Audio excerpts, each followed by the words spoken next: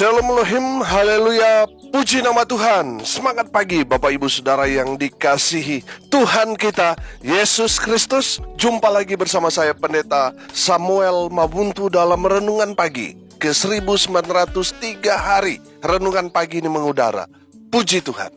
Bapak Ibu Saudara yang dikasihi Tuhan, sebelum kita mengawali segala aktivitas kita di pagi hari ini, mari kita buka hari ini bersama Tuhan dengan mendengarkan firman Tuhan. Sebelum kita membaca, mendengarkan, dan merenungkan firman Tuhan hari ini, mari kita berdoa. Minta pimpinan Roh Kudus. Kita berdoa. Bapa di surga, berbicaralah kepada kami semua. Pakai firman Tuhan ini untuk menegur kami, menasihati kami, menguatkan kami, meneguhkan iman percaya kami, dan menuntun kami supaya kami terus berjalan di jalan Tuhan yang benar. Dan pakai firman Tuhan ini untuk memberkati kami semua. Di dalam nama Tuhan Yesus yang adalah firman Allah yang hidup, kami berdoa. Amin. Haleluya. Bapak Ibu Saudara yang dikasihi Tuhan, bersama dengan saya kita akan belajar Alkitab dari kitab Kejadian sampai kitab Wahyu. Mari buka Alkitab kita dalam kitab 1 Raja-Raja pasal 17 ayat 1 sampai ayat 6. Di bawah perikop Elia di tepi sungai Kerit. Demikian firman Tuhan. Lalu berkatalah Elia orang Tisbe dari Tisbe Gilead kepada Ahab, demi Tuhan yang hidup, Allah Israel yang kulayani, sesungguhnya tidak akan ada embun atau hujan pada tahun-tahun ini, kecuali kalau kukatakan. Kemudian datanglah firman Tuhan kepadanya, pergilah dari sini, berjalanlah ke timur, dan bersembunyilah di tepi sungai Kerit di sebelah timur sungai Yordan. Engkau dapat minum dari sungai itu, dan burung-burung gagak telah kuperintahkan untuk memberi makan engkau di sana. Lalu ia pergi, dan ia melakukan seperti firman Tuhan. Ia pergi dan diam di tepi sungai Kerit di sebelah timur sungai Yordan. Pada waktu pagi dan petang, burung-burung gagak membawa roti dan daging kepadanya, dan ia minum dari sungai itu. Amin. Haleluya. Bapak Ibu Saudara yang dikasihi Tuhan, konteks kebenaran firman Tuhan ini ketika Ahab menjadi raja Israel.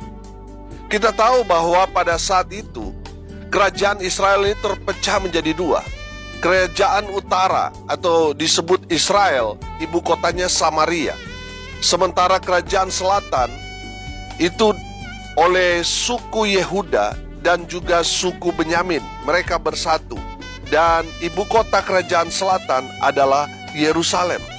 Jadi zaman itu terjadi kontra, saudara, antara kerajaan utara dan juga kerajaan selatan.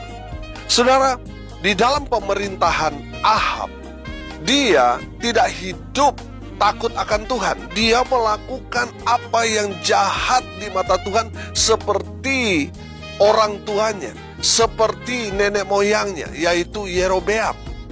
Saudara, beberapa waktu yang lalu saya katakan bahwa kehidupan raja-raja Israel itu ukuran standarnya itu seperti dengan Daud.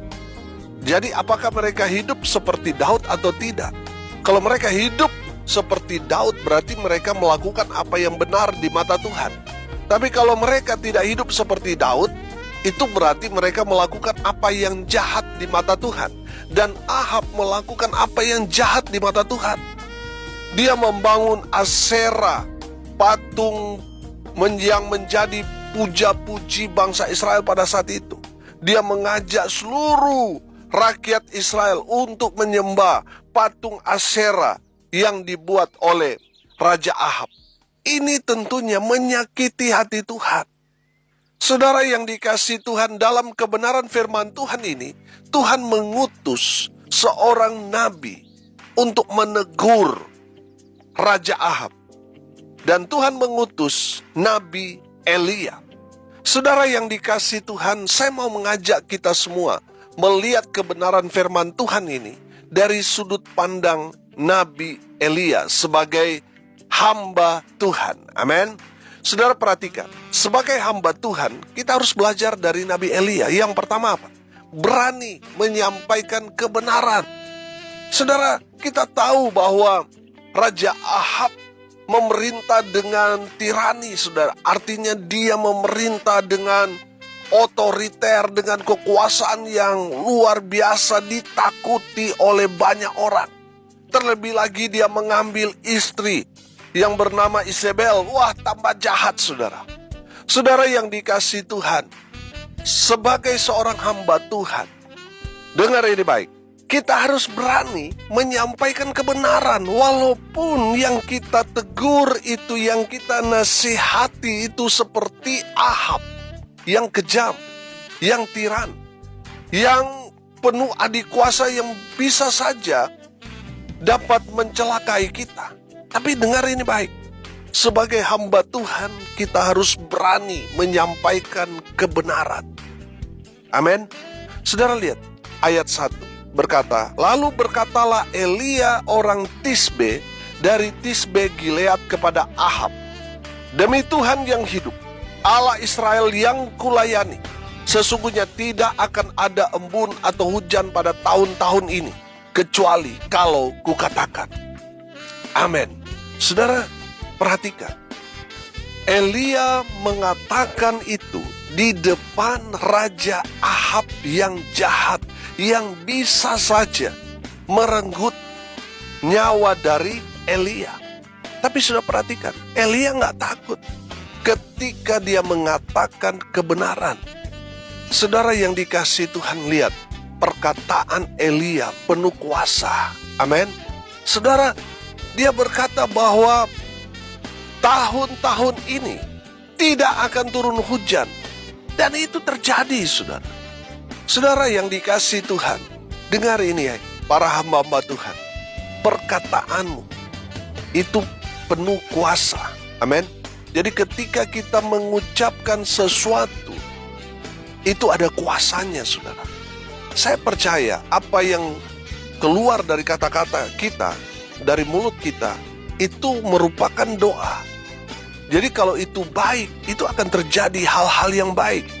Tapi kalau yang keluar itu tidak baik, saudara, itu juga yang akan terjadi. Ada kuasa di balik setiap perkataan kita, apalagi kita hamba Tuhan. Amin. Makanya selalu saya katakan, hamba Tuhan itu apa yang dia katakan harus dia lakukan, harus dia kerjakan. Jangan sampai sudah mengucapkan janji tapi dia tidak menepati janjinya. Itu bahaya, saudara. Kalau saudara sudah tidak menepati janji saudara, artinya saudara sudah bohong, saudara. Saudara mau keluar-keluar sampai berbusa-busa pun orang sudah nggak mau dengar lagi, saudara. Makanya sebagai hamba Tuhan, apa yang kita ucapkan kita harus lakukan. Amin. Saudara yang dikasihi Tuhan, kuasa perkataan itu dahsyat. Orang-orang percaya harus paham ini. Terlebih lagi hamba Tuhan, apa yang kita ucapkan itu ada kuasanya. Saudara yang dikasihi Tuhan, seorang hamba Tuhan harus berani menyampaikan kebenaran. Jangan takut, oh ini orang kaya Pak Pendeta, ini orang berpendidikan tinggi, sehingga saudara takut salah mau ngomong dan sebagainya. Saudara jangan. Apalagi kita hamba Tuhan, mereka harus dengar kita. Saudara yang dikasihi Tuhan, kalau saudara ditegur oleh firman Tuhan, oleh hamba Tuhan, bertobat. Amin. Jangan melawan, saudara. Karena hamba Tuhan itu menyampaikan kebenaran. Di balik perkataannya dia itu ada kuasa. Saudara, Tuhan menyuruh Elia untuk menghadap Ahab, tujuannya supaya Ahab bertobat. Dia sadar, waduh, ini akan kita hadapi tahun-tahun yang berat. Seharusnya mereka bertobat, sadar, kembali ke jalan Tuhan, iya kan? Tapi saudara, Ahab justru marah kepada hamba Tuhan yang menegur dia. Saudara, kalau saudara ditegur oleh hamba Tuhan, jangan marah. sadar diri, bertobat. Jangan seperti Ahab ini. Saudara, sebagai hamba Tuhan, harus berani menyampaikan kebenaran. Dan kebenaran itu harus murni. Jangan sampai saudara, karena ada pejabat, ada orang kaya, nanti di saat sudah menyampaikan teguran, saudara takut mereka tersinggung dan sebagainya. Akhirnya saudara tidak menyampaikan kebenaran. Yang saudara sampaikan itu semua yang sedap didengar telinga saudara. Bertobat saudara. Kita harus menegur. Dan saudara yang ditegur jangan marah. Jangan tersinggung saudara. Kenapa? Karena isi Alkitab itu semua teguran saudara. Jadi kalau saudara tersinggung saudara akan celaka. Kalau saudara merasa, aduh firman Tuhan ini menegur saya secara pribadi, bertobat. Amin. Saudara, yang pertama kita belajar dari sudut pandang Elia sebagai seorang hamba Tuhan, kita harus berani menyampaikan kebenaran. Yang kedua, saudara perhatikan ayat 2. Kemudian datanglah firman Tuhan kepadanya. Saudara, sebagai seorang hamba Tuhan, kita harus peka pada suara Tuhan. Amin.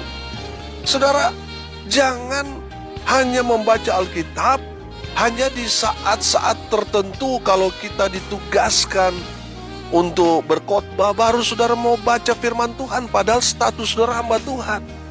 Seorang hamba Tuhan itu harus selalu baca firman, mendasari segala sesuatunya dengan firman Tuhan.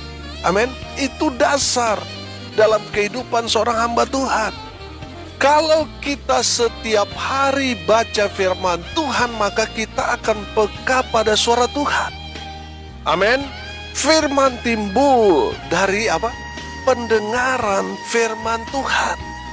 Saudara, bagaimana kita mau bertumbuh, kita mau menghasilkan buah, kalau kita hanya membaca firman Tuhan hanya seminggu 2 kali. Itu pun hanya di gereja dan juga mungkin di komsel dan lain sebagainya. Saudara, kita harus membaca firman Tuhan. Kita harus mendengarkan suara Tuhan supaya apa? Kita peka pada suara Tuhan. Haleluya. Saudara yang dikasihi Tuhan, kita harus peka pada suara Tuhan. Supaya apa? Supaya kita melakukan firman Tuhan itu tepat. Amin. Jangan sampai saudara tidak mengenali suara gembala saudara, yaitu Tuhan Yesus Kristus. Melalui firman-Nya, saudara akan tersesat. Betul? Saudara dengar ini baik. Saudara harus mendengarkan suara firman Tuhan, yaitu dengan membaca firman Tuhan, merenungkan firman Tuhan itu. Supaya apa? Saudara peka pada suara Tuhan. Yang ketiga, taat saja saudara. Sebagai seorang hamba Tuhan, Elia taat pada apa kata firman. Saudara perhatikan ayat 5. Lalu ia pergi, ia melakukan seperti firman Tuhan. Ia pergi dan diam di tepi sungai Krit, di sebelah timur sungai Yordan. Saudara, apa kata firman, kita harus taat. Kita harus tunduk pada perkataan firman. Amin. Saudara, jangan membangkang, jangan melawan. Saudara, kita sebagai anak-anak Tuhan, kita harus mentaati apa kata firman Tuhan kepada kita. Ketika firman Tuhan berkata, kasihilah Tuhan Allahmu dengan segenap hatimu, segenap jiwamu, segenap kekuatanmu. Kita harus mengasihi Tuhan seperti itu. Kasihilah sesamamu seperti dirimu sendiri. Kita harus mengasihi sesama kita seperti apa kata firman Tuhan itu. Ketika firman Tuhan mengatakan kita harus mengampuni, ya kita harus mengampuni sebagai bentuk ketaatan kita kepada firman Tuhan. Amin. Ada banyak orang kan, apalagi hamba Tuhan, banyak loh yang sakit hati. Kalau dia di dalam pelayanannya, dia merasa dia hebat, dia sudah banyak pengerja, dan pengerjanya sudah lebih sukses daripada dia, jemaat pengerjanya lebih banyak daripada dia, saudara. Akhirnya apa, saudara? Jadi sakit hati. Dia merasa, oh jemaat saya ini kok pindah di gereja pengerja saya dan sebagainya, saudara. Akhirnya apa? Sulit untuk mengampuni. Banyak juga pengerja-pengerja sakit hati kepada gembalanya. Karena apa, saudara? Karena gembalanya begitu, strength waktu mahasiswa ini praktek ke gereja ini dan sebagainya. Dan dia merasa berat, akhirnya dia keluar, dia menjadi barisan sakit hati. Saudara yang dikasihi Tuhan, kalau kita belajar firman Tuhan, Tuhan suruh mengampuni, lepaskan pengampunan. Jangan simpan sakit hati. Saudara, kalau kita menyimpan sakit hati, itu kan ibarat benih yang bertumbuh di semak belukar. Saudara, hati kita penuh dengan kebencian, kemarahan, saudara, membuat kita nggak akan bertumbuh, saudara. Kita akan menderita. Saudara, taat saja apa kata firman. Kalau Tuhan suruh saudara berkorban untuk pekerjaan Tuhan, lakukan saja sebagai bentuk ketaatan. Karena saya percaya, saudara, ketika kita taat, Tuhan akan mencurahkan berkat buat kita. Tuhan senang kepada orang-orang yang taat. Sama seperti saudara kan. Saudara misalnya pergi keluar, terus saudara memberi tugas kepada anak saudara. Nanti masak nasi ya, nanti nyapu bersih-bersih. Saudara, ketika saudara pulang, saudara mendapati anak saudara tidak melakukan apa yang saudara tugaskan. Saya mau tanya, saudara senang apa kecewa? Marah. Saya percaya saudara akan kecewa dan marah. Tapi kalau saudara pulang, saudara mendapati anak saudara melakukan apa yang saudara sudah perintahkan, dia taat. Saya mau tanya, bagaimana perasaan saudara? Senang atau marah? Saya percaya saudara akan senang.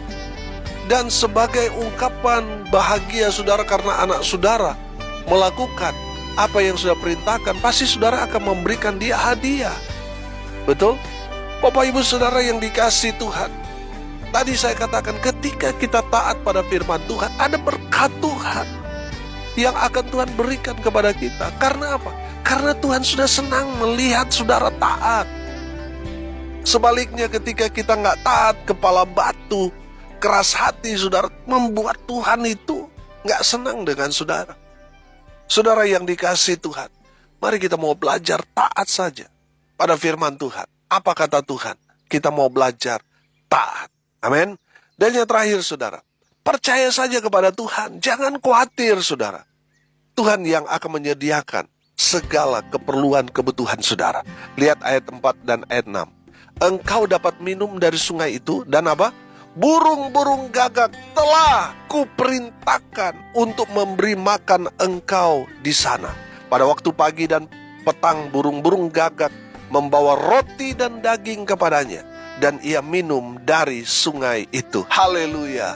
Bapak Ibu saudara yang dikasihi Tuhan, kita lihat dari sudut pandang Nabi Elia sebagai hamba Tuhan. Percaya saja. Jangan pikir, aduh nanti itu bagaimana, nanti di sungai Kerit, kenapa nggak di sungai Yordan yang airnya banyak? Kenapa harus di sungai Kerit? Saudara, kalau firman Tuhan perintahkan kita pergi ke sana, taat saja, percaya Tuhan tidak pernah meninggalkan kita sendirian. Amin.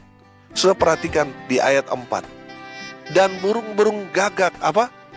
Telah kuperintahkan untuk memberi makan engkau di sana.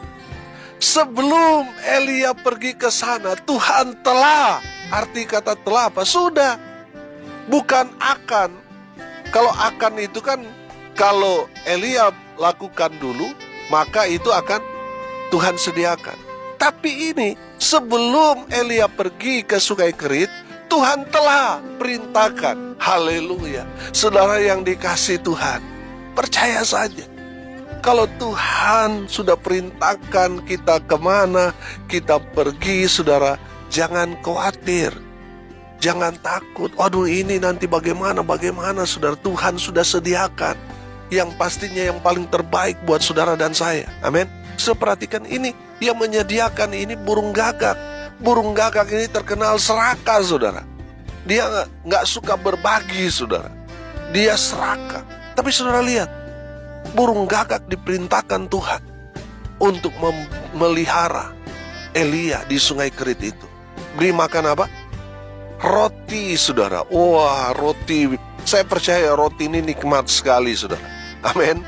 Daging, sudah, wah, luar biasa, terpenuhi kebutuhan Elia di masa-masa sulit itu. Haleluya. Bapak Ibu Saudara yang dikasihi Tuhan, saya bersaksi dalam pelayanan bersama dengan tim, saudara, kita sering keluar kota, saudara, sampai seminggu dan sebagainya. Kita bulan Oktober ini berencana pergi ke Papua untuk pelayanan, baik itu KKR dan juga untuk pelayanan pemulihan dan sebagainya. Saudara, membutuhkan dana yang begitu besar. Tapi kami melihat pengalaman-pengalaman kami sebelumnya. Tuhan yang menyediakan. Amin. Tuhan telah memerintahkan burung-burung gagak untuk memberi, untuk menyediakan segala keperluan kebutuhan selama kami melayani. Dan itu sudah kami lalui, saudara. Makanya selalu saya katakan kepada jemaat, kalau ini untuk Tuhan, jangan khawatir. Tuhan sudah sediakan. Dalam pelayanan audio renungan, hari ke-1000, hari ke-1500, saudara, 5 tahun kemarin audio renungan mengudara tanpa absen 1 hari pun. Dan nanti bulan Desember, tanggal 12 itu hari ke-2000, saudara. Kita berencana untuk mengadakan pelayanan-pelayanan hari-hari itu. Kenapa? Kita memperingati hari ke-1000, hari ke-1500, 5 tahun audio renungan ini. Karena kita melihat Tuhan menyediakan segalanya. Amin. Tuhan yang mengatur semuanya. Ketika kita melangkah untuk pekerjaan Tuhan, Tuhan pasti kirim burung-burung gagak untuk menyediakan apa yang menjadi kebutuhan pekerjaan Tuhan. Amin. Bapak Ibu Saudara yang dikasihi Tuhan, kalau saudara melakukan kebenaran firman, jangan khawatir. Tuhan sudah sediakan semuanya. Saudara jalani saja. Tuhan yang mengatur semua. Amin. Saudara, hari ini kita belajar sebagai seorang hamba Tuhan dari sudut pandang Elia sebagai nabi Tuhan. Yang pertama, kita belajar sebagai hamba Tuhan, kita harus berani menyampaikan kebenaran. Di saat kita berhadapan seperti seorang Ahab yang tiran, yang jahat, kita harus berani menyampaikan kebenaran. Yang kedua, kita sebagai hamba Tuhan harus peka pada suara Tuhan. Dan yang ketiga, kita belajar taat saja, sudah. Apa kata Tuhan? Taat saja. Yang keempat, kita belajar percaya bahwa Tuhan sudah sediakan segala apa yang kita butuhkan. Jangan khawatir akan apa yang akan kita makan, minum, pakai. Tuhan sudah menyediakan buat saudara dan saya. Asal apa? Percaya saja. Percaya kepada Tuhan Yesus. Percaya pada firman Tuhan. Percaya bahwa Tuhan adalah Jehovah Jireh. Dia yang menyediakan. Kita hanya hamba. Kita hanya melakukan tugas kita. Segala keperluan kebutuhan kita, Tuhan sudah menyediakan. Amin. Mari kita berdoa. Terima kasih Bapa di surga atas kebenaran firman yang sangat memberkati kami. Berkati semua pendengar dimanapun mereka berada. Hidup mereka diberkati, rumah tangga mereka diberkati, usaha pekerjaan pelayanan mereka diberkati, dibuat beruntung berhasil. Di dalam nama Tuhan Yesus, mereka yang sakit Tuhan lawat, Tuhan jamah oleh bilur-bilur darah Yesus. Mereka yang sakit disembuhkan, mereka yang lemah dikuatkan, mereka yang berduka cita diberikan penghiburan dari Tuhan Yesus. Mereka yang hari ini berulang tahun, Tuhan Yesus memberi umur panjang, kesehatan buat mereka. Hamba berdoa biarlah berkat dari surga turun memenuhi semua pendengar. Bapak Ibu Saudara yang dikasihi Tuhan, arahkanlah hatimu dan terimalah berkat dari Tuhan Yesus. Tuhan memberkati engkau dan melindungi engkau. Tuhan menyinari engkau dengan wajahnya dan memberi engkau kasih karunia. Tuhan menghadapkan wajahnya kepadamu dan memberi engkau damai sejahtera. Di dalam nama Tuhan Yesus, sumber segala berkat, Bapak Ibu Saudara yang percaya, diberkati Tuhan, katakan amin. Puji Tuhan. Bapak Ibu Saudara yang dikasihi Tuhan, kalau saudara merasa diberkati melalui renungan pagi ini, bagikan juga kepada saudara-saudara yang lain, agar mereka juga diberkati, karena untuk itulah kita dipanggil, untuk jadi berkat. Salam kasih dari Bali, saya Pendeta Samuel Mawuntu. Sampai jumpa besok pagi. Tuhan Yesus memberkati kita semua. Haleluya.